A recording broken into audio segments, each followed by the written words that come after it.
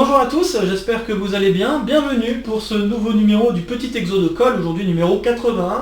Et pour ce numéro, je vous propose un exercice assez atypique sur les polynômes, et notamment le lien entre une propriété analytique que vérifie le polynôme et une propriété concernant ses coefficients. Donc ça paraît assez étonnant d'avoir ce genre de lien, et c'est ce qu'on va démontrer aujourd'hui. Donc l'énoncé exact de cet exercice est le suivant. Nous avons un polynôme à coefficient réel qui n'admet que des racines réelles. Et il faut démontrer alors que les coefficients de ce polynôme vérifient cette inégalité.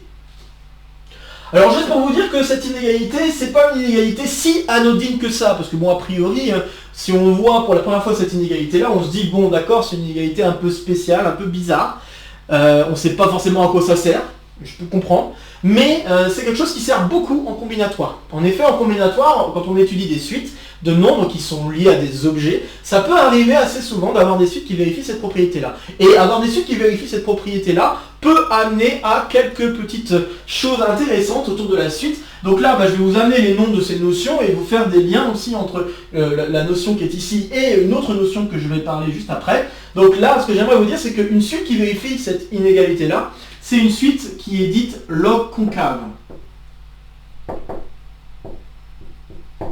Donc avoir une suite finie ou infinie, parce que bien sûr on peut étendre la définition à une suite infinie.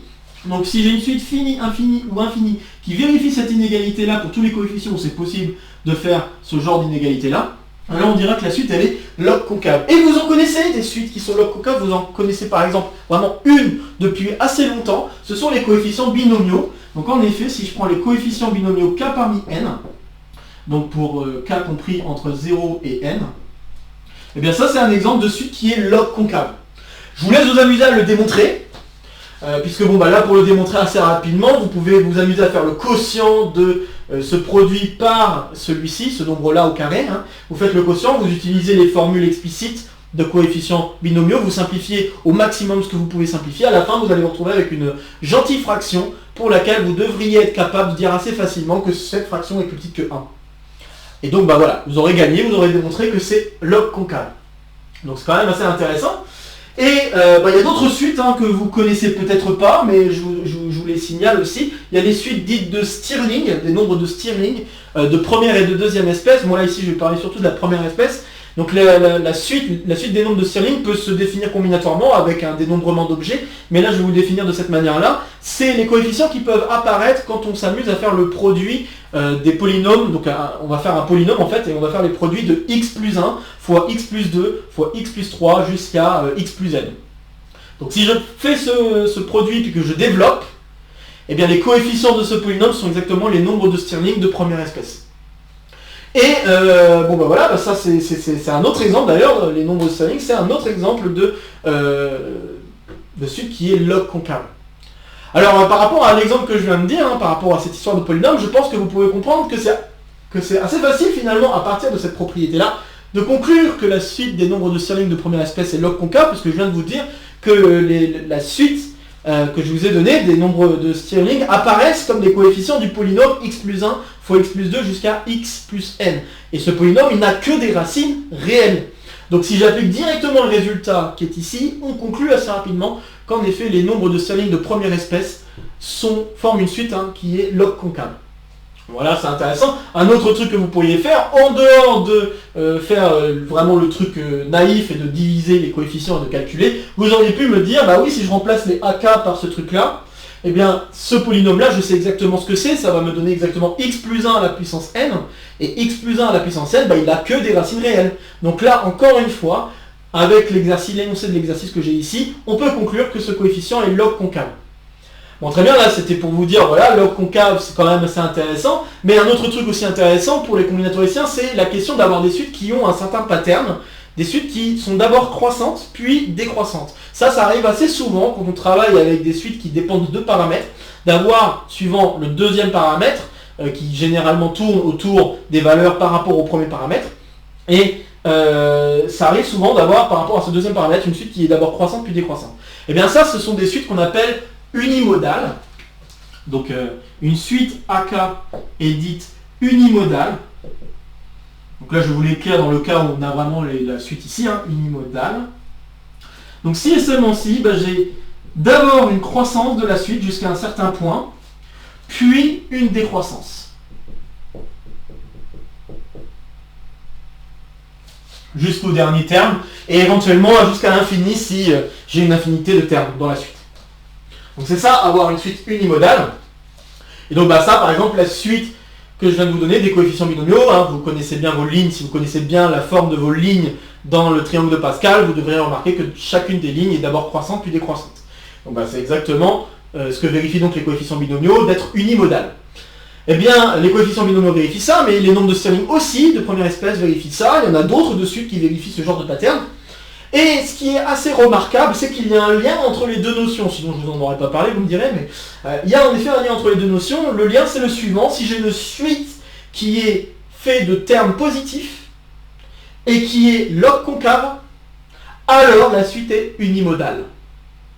C'est fou quand même. Donc si j'ai une suite log concave avec que des termes positifs, alors j'ai une suite qui est unimodale.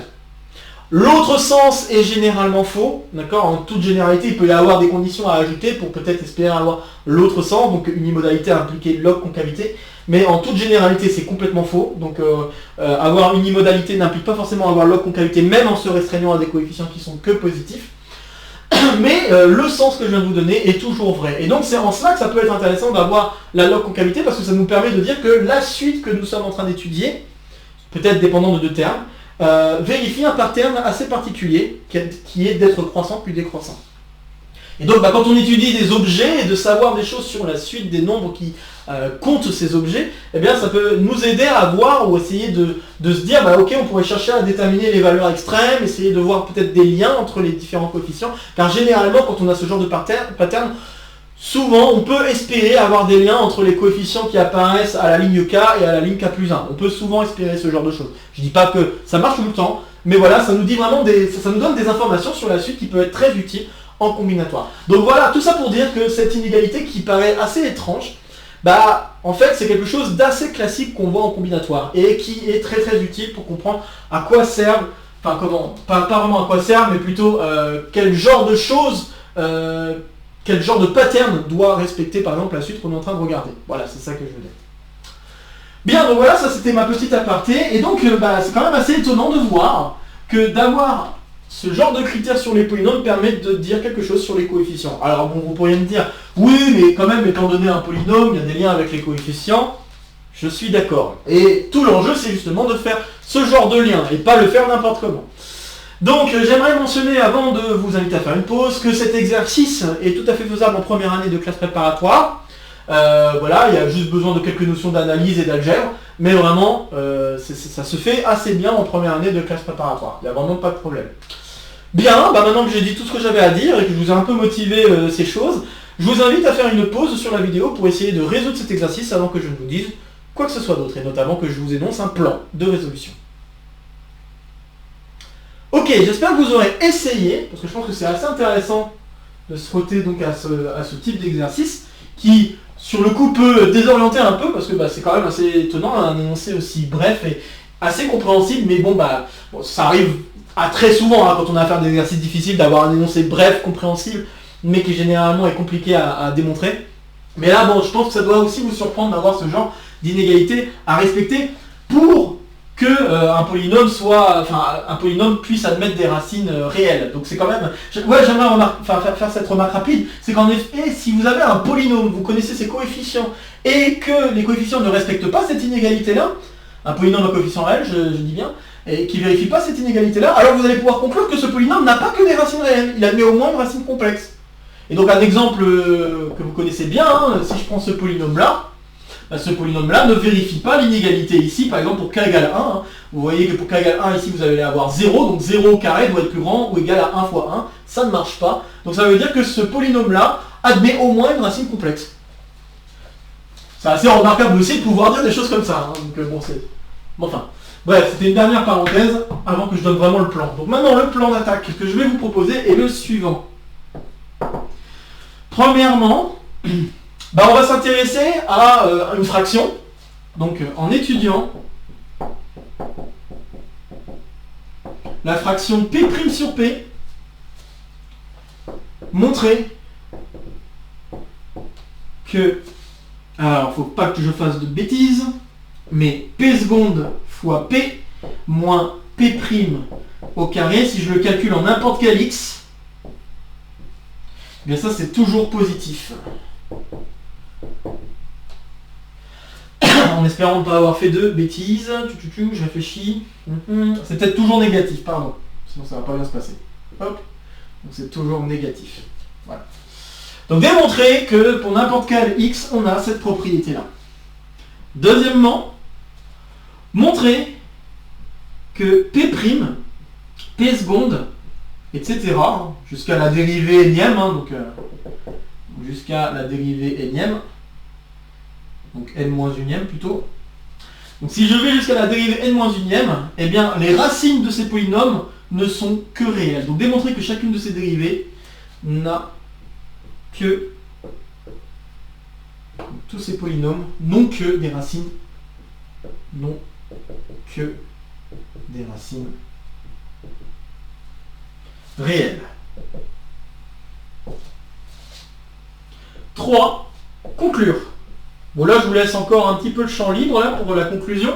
J'ai pas envie de trop vous, vous diriger. Là j'aimerais quand même vous laisser la possibilité de réfléchir un petit peu plus pour essayer de voir comment on peut conclure avec les deux propriétés précédentes.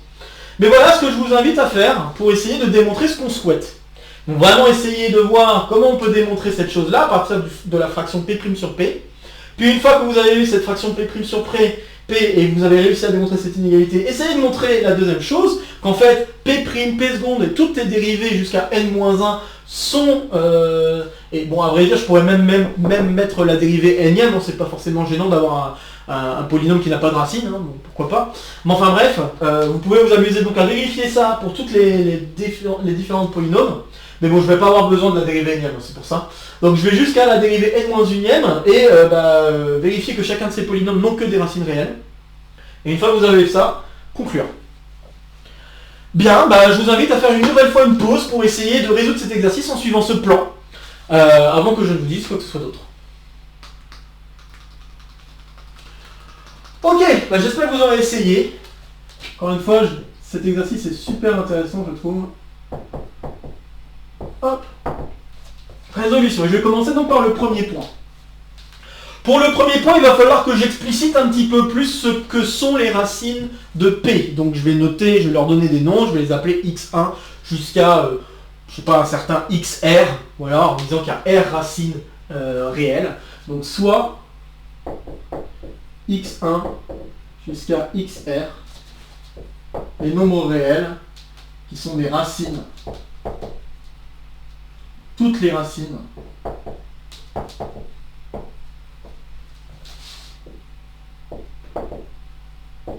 du polynôme P.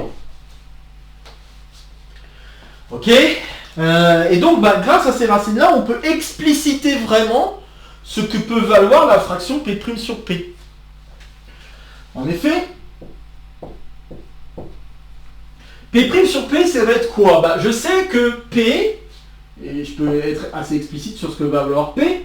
P, je sais que ça va être un produit pour I allant de 1 à R de X, je vais peut-être mettre un grand X, de grand X moins XI. À une certaine puissance, hein. Chacun des XI ont une certaine multiplicité, donc il faut que je mette une puissance. Alors ici je vais les appeler MI, et je vais préciser les racines de multiplicité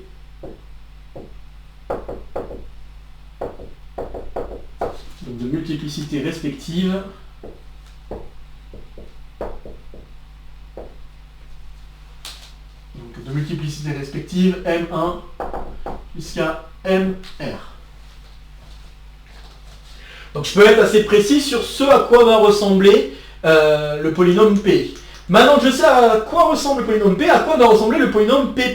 Là aussi je peux être très explicite en disant en fait que pour dériver P, je peux me dire ok là j'ai affaire à la dérivée d'un produit de fonction.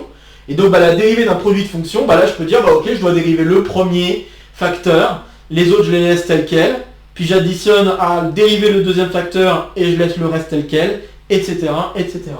Donc ceci va me donner une formule qui peut se prouver par récurrence si vous le souhaitez. Donc on va avoir une somme pour I allant de 1 à R.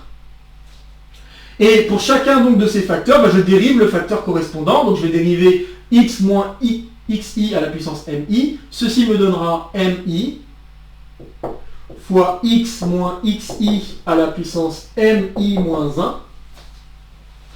Ok. Fois, et bien après il me reste le reste du produit. Donc produit pour j allant de 1 à r, mais j différent de i. Donc de x moins xj à la puissance mj. Et voilà ce que j'obtiens comme dérivée. Donc voilà, c'est juste pour dire qu'on peut être vraiment très explicite sur la forme de P'. Hop, je vais me permettre de changer de crayon. Donc, maintenant que j'ai été assez explicite, je vais avoir normalement très envie de simplifier la fraction. Et c'est ce que je vais faire, puisque bon là, la somme que j'ai ici, je peux me permettre de la sortir comme si je développais par rapport à la fraction, et puis je simplifie les facteurs. Et en simplifiant les facteurs, je vais remarquer quelque chose d'intéressant, c'est qu'à la fin, je me retrouve avec un truc assez simple qui va être la somme pour i allant de 1 à r. Eh bien, le x moins xi à la puissance mi moins 1 va se simplifier avec le x moins xi à la puissance mi. Donc il me restera qu'un seul x moins xi au dénominateur. Et puis tous les autres termes, enfin tous les autres facteurs de ce produit vont se simplifier avec tous les autres facteurs de ce produit, puisqu'ils sont vraiment à la même multiplicité. Donc à la fin, je vais me retrouver juste avec la somme des mi sur x moins xi. Tout simplement. Et donc ce qui est assez intéressant, c'est qu'en faisant ce calcul, on se trouve directement avec la décomposition en éléments simples de la fraction P' sur P. C'est la chose qui m'intéressait ici, avoir la décomposition en éléments simples. Donc voilà, très bien, j'ai la décomposition en éléments simples. Et donc bon, vous devriez avoir remarqué que la formule qui est ici, elle n'est pas totalement anodine par rapport à ce que nous avons ici. Vous devriez remarquer qu'en fait ça, c'est ce qu'on va obtenir au numérateur de la fraction si on dérive. Donc en effet, si je dérive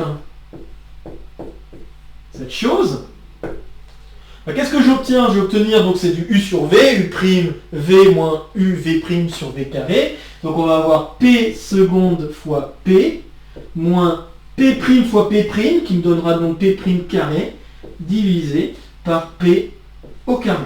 Voilà ce que j'obtiens en dérivant juste directement de la fraction qui est ici.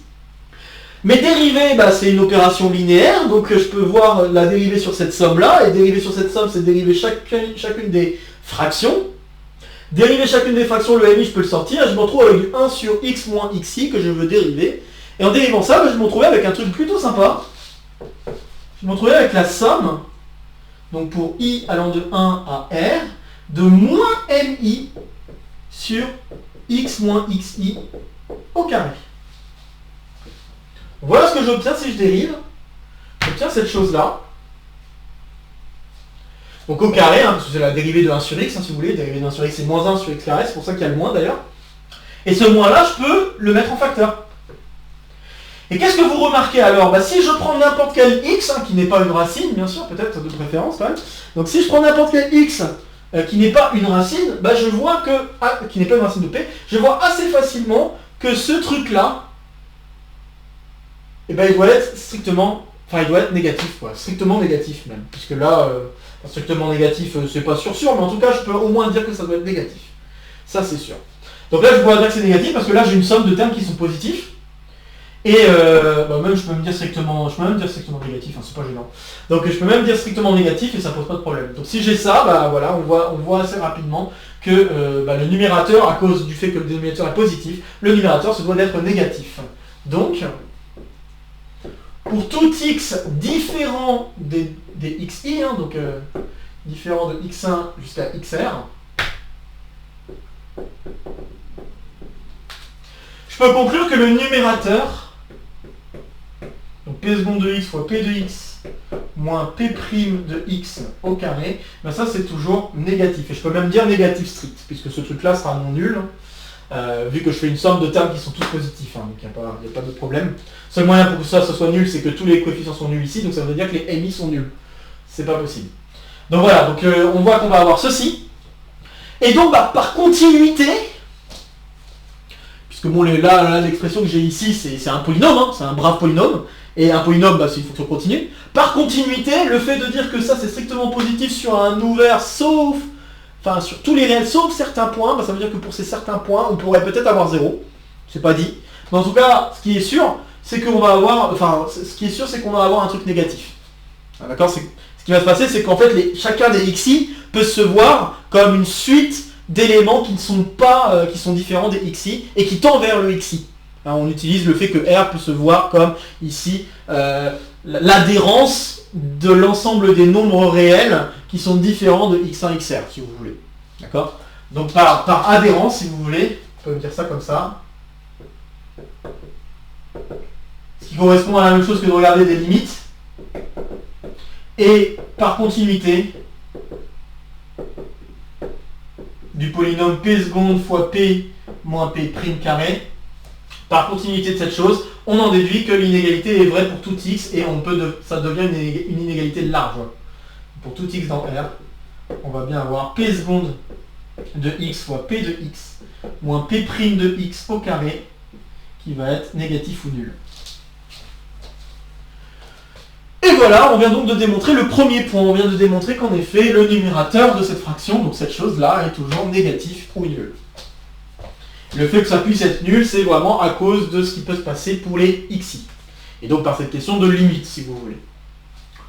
Bien, donc ceci clôt le premier point. On va maintenant se pencher sur le deuxième point. Le deuxième point, ça va être assez rapide, car en fait, ça doit faire écho, pour ceux qui suivent bien la chaîne, ça doit faire écho à un ancien exode-call qu'on a déjà fait.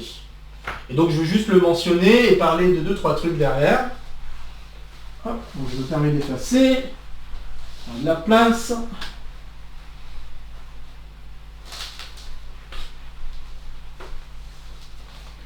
Hop. Donc pour le deuxième point, je vais faire appel à l'exode-call numéro 19. Dans cet exode-call, nous avons démontré un résultat assez utile qui s'appelle le résultat de Gauss-Lucas et qui est un résultat assez fort qui dit la chose suivante: si j'ai P un polynôme à coefficient complexe de degré supérieur ou égal à 2, ok, et si je me permets de noter zeta de P les zéros, donc les racines de P, alors les racines de P' sont contenues dans l'enveloppe convexe des racines données par les racines de P. Donc c'est ça qu'on a démontré dans l'exode-call numéro 19. On a démontré que donc les racines du polynôme dérivé sont contenues dans l'enveloppe convexe. Alors l'enveloppe convexe, ça veut dire quoi? Vous prenez tous les points qui correspondent aux racines de P ici, donc dans le plan complexe, et vous dessinez le plus petit ensemble convexe que vous pouvez qui contient ces points. C'est ça qu'on appelle l'enveloppe convexe. Donc généralement ça va être un polygone, une espèce de polygone qui passe par les points les plus à l'extérieur de l'ensemble. Donc on va avoir une espèce de polygone, et dans ce polygone, grâce à cette propriété, eh bien, doit se trouver les dérivés, enfin les racines de la dérivée. D'accord? Et cas particulier, si les racines de P sont réelles,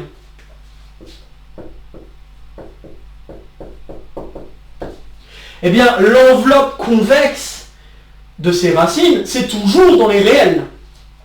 Donc c'est un segment en fait. L'enveloppe convexe de ce truc-là, bah, ça va tout simplement être l'intervalle donné par le min des racines et le max des racines. Et ça, c'est contenu dans R.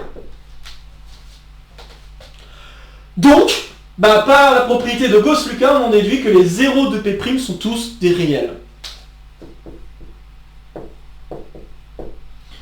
Les zéros de P' sont également des réels.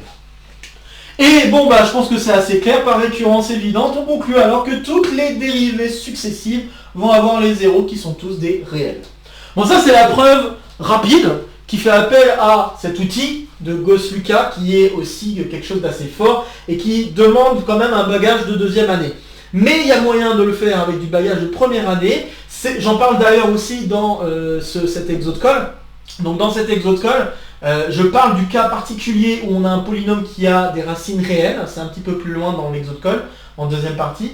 Et dans cette partie-là, bah, je vous dis que en fait, pour montrer que en fait, on peut montrer plus fort, on peut montrer que si les racines de P qui sont réelles sont ordonnées, donc disons qu'on a x1 inférieur ou égal à x2 inférieur ou égal à jusqu'à inférieur ou égal à xr, alors les racines de P' vont être organisées de la même manière et on va avoir un entrelacement. Donc on peut avoir des racines qui peuvent être les mêmes, hein, suivant les multiplicités, si les multiplicités sont plus grandes que 2. Mais on est sûr de... Enfin on est sûr, oui on peut affirmer en tout cas qu'on va sortir de nouvelles racines qui vont se trouver entre les deux, y1, y2 ici jusqu'à yr, et qui vont être ce qu'on appelle entrelacées, donc yr-1. Et ça va être entrelacé, donc c'est-à-dire qu'on a x1 qui est plus petit que y1, qui est plus petit que x2, qui est plus petit que y2, qui est plus petit que x3, etc. jusqu'à xr-1, yr-1, xr. Okay, donc on a un entrelacement entre les racines, donc ça c'est les racines de P, ça c'est les racines de P', et pour démontrer cet entrelacement, on utilise le théorème de Rolle, tout bêtement. En effet, vous savez que votre fonction polynomiale s'annule en x1 et en x2, qui sont tous deux distincts, là ici on a supposé qu'ils sont ordonnés. Donc x1 est plus petit que x2, vous savez que p de x1 ça vaut 0, p de x2 ça vaut 0. Vous savez que votre polynôme est une fonction continue sur le segment x1, x2, et c'est une fonction même dérivable, donc ensuite sur l'intervalle ouvert, x1, x2. Et bien juste en sachant ça, vous pouvez affirmer que la dérivée alors, sur l'intervalle ouvert, admet un 0, au moins un 0 quelque part entre les deux, entre x1 et x2. D'accord? Et ça c'est le théorème de Rolle qui vous le dit.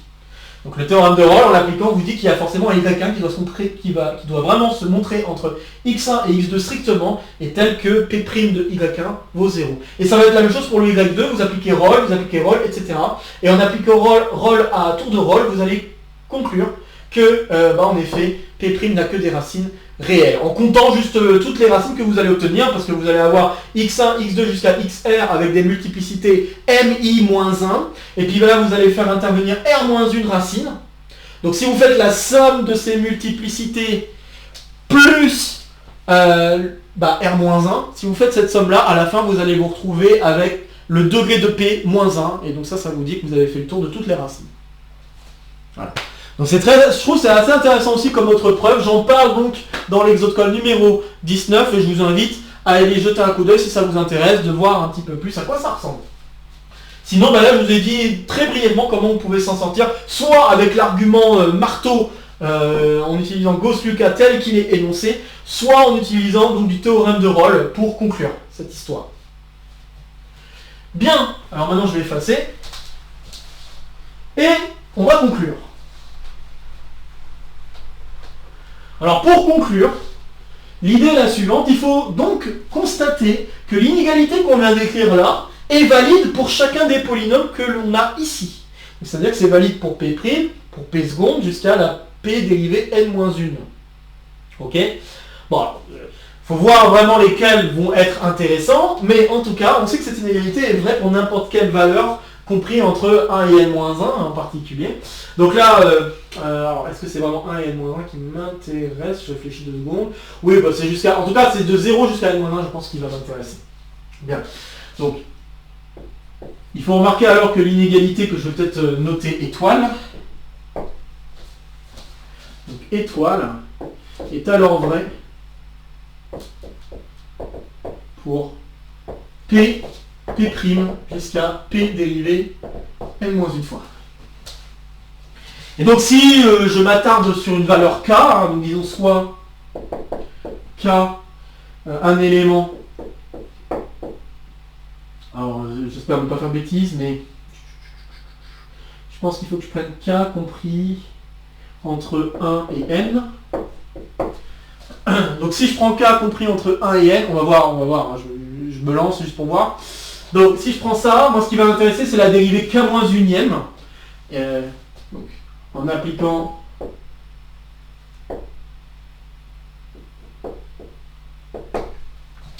étoile à p dérivée k-1e, on a, alors si on ne fait pas de bêtises, p dérivée k plus 1 fois p dérivée k-1 moins p dérivé k fois au carré, ben ça c'est toujours positif, peu importe le x qu'on prend. Oups. Ça c'est toujours positif. Ok. Et alors là, je ne sais pas si vous me voyez venir, mais j'avais essayé de tendre un peu la perche en disant, oui, bah si je prends un polynôme, il y a quand même un lien possible à faire entre les coefficients du polynôme et le polynôme lui-même. Alors, il y a un lien par rapport aux racines, c'est vrai, on pourrait faire un lien avec les racines, mais là, je ne parlais pas de ce lien-là, je parlais d'un lien un petit peu plus pratique par rapport notamment à cette formule-là, ou même encore cette formule-là. Je vais parler plutôt du lien donné par la formule de Taylor-Young. Donc, en effet, si j'applique Taylor-Young, d'après les formules de Taylor-Young, pour les polynômes. Bon, alors généralement on dit pas Taylor-Young, je crois qu'on dit juste Taylor. Mais bon, je dis Taylor-Young juste pour bien vous faire comprendre ce qu'il en est. Mais sinon c'est les formules de Taylor hein, pour les polynômes. Bien si j'applique les formules de Taylor pour les polynômes, et notamment que je l'applique en 0, et bien alors le coefficient qui se trouve devant x puissance k, c'est exactement, regardez, le polynôme dérivé k fois en 0 sur k factoriel. Et donc vous pouvez rapidement faire le lien en disant, bah en fait, dérivé kn de p en 0, c'est exactement k factoriel fois ak. Grâce à ça, bah, je vais remplacer en calculant x égale 0, d'où en x égale 0, on a 2 points. Donc la dérivée k plus unième ici calculée en 0 va me donner du k plus 1 factoriel fois a k plus 1. Le tout fois k moins 1 factoriel fois a k moins 1. Et ensuite, je dois soustraire k factoriel fois ak, le tout à la puissance 2. Et ça, je sais. Et j'ai encore fait une bêtise, j'ai mis positif, mais c'est négatif. Peut-être que j'ai dit à l'oral négatif. Hop. C'est négatif. Et maintenant, il faut manipuler un petit peu l'inégalité que j'ai. Alors, si on manipule un petit peu l'inégalité que j'ai et que je m'amuse à diviser avec les factoriels ou à multiplier avec les factoriels, donc là, ce que je vais faire, c'est que je vais diviser par k factoriel au carré, et puis je vais mettre le ak carré de l'autre côté. Ce que je vais obtenir, c'est la chose suivante. En faisant ces opérations, je vais avoir k plus 1 sur k. Vraiment, les k factoriels vont simplifier. On a le k, en espérant ne pas faire de bêtises, en effet, on a le k factoriel, un des k factoriels qui se simplifie complètement avec le k plus 1 factoriel ici, il me laisse un k plus 1 en haut. Et puis le deuxième k factoriel par lequel je divise, ici on va avoir tout simplifié sauf le k qui se trouvera en bas. Donc c'est pour ça que je me retrouve avec cette fraction, k plus 1 sur k fois ak plus 1 fois ak moins 1. Très bien. Et de l'autre côté, je vais me retrouver avec ak au carré. Bien. Alors en deux cas de figure, soit le nombre qui est ici est négatif. Dans ce cas-là, on conclut direct, puisque ak au carré c'est positif. Hein. Donc si ce truc-là est négatif, directement on conclut que ak plus 1 fois ak moins 1 est inférieur à ak carré. Soit si la valeur est finalement positive, là je suis en train de multiplier cette valeur positive par un nombre qui est plus grand que 1. Donc je peux remplacer par 1 et en remplaçant par 1. Donc là, deuxième cas de figure, c'est si c'est positif. Et je remplace juste k plus 1 par 1. Enfin k plus 1 sur 1, k plus 1 sur k par 1. Et dans ce cas-là, je sais que 1 est plus petit que k plus 1 sur 1. Donc du coup, sur k, pardon. Donc je vais pouvoir dire que ça va être en effet encore la même chose. Donc ak plus 1 fois ak moins 1 est plus petit que ak carré, en remarquant que, donc, comme je l'ai dit, 1 est inférieur ou égal à k plus 1 sur k. Chose que je n'aurais pas pu vraiment utiliser si le produit était négatif. C'est pour ça que j'ai fait la distinction des deux. Si c'est négatif, je conclue direct. Si c'est positif, là je peux faire ça et conclure. Et voilà, dans les deux cas, je conclus l'inégalité souhaitée, c'est-à-dire la log concavité donc, de la suite donnée par les AK. Ceci donc conclut l'exercice. J'espère que ça vous a plu cet exercice, et du coup par conséquent, on n'a même plus besoin de faire les calculs grâce au fait que le coefficient, si je remplace les AK par les coefficients binomiaux, et que le polynôme, en remarquant que le polynôme que j'obtiens n'a qu'une seule racine réelle, et il n'y a que ça comme racine, ça va être moins 1. En remarquant que le polynôme qu'on obtient ici n'a qu'une seule racine qui est une racine réelle, et bien on conclut directement la log concavité des coefficients binomiaux. Ce qui est quand même assez fort comme résultat. Et c'est pareil pour les formules, donc les nombres de Stirling de première espèce, et c'est en effet le cas aussi pour d'autres types de suites qui existent. Je ne vais pas tous vous les énumérer, mais il y a d'autres suites pour lesquelles ce type de propriété a vraiment un grand intérêt. Bon voilà, j'espère que ça vous a plu cet exercice. Comme d'habitude, n'hésitez pas à laisser en commentaire vos questions, vos remarques, vos retours concernant cet exercice. Comme d'habitude, ici ce sera pour me soutenir, ici ce sera pour vous abonner. N'oubliez pas d'activer la clochette pour avoir les dernières news de la chaîne. Vous allez avoir également 2 nouvelles vidéos qui vont se proposer à vous. Sur ce, je vous souhaite une bonne suite de journée et je vous retrouve très prochainement pour une nouvelle aventure mathématique. A très bientôt, portez-vous bien et salut à tous!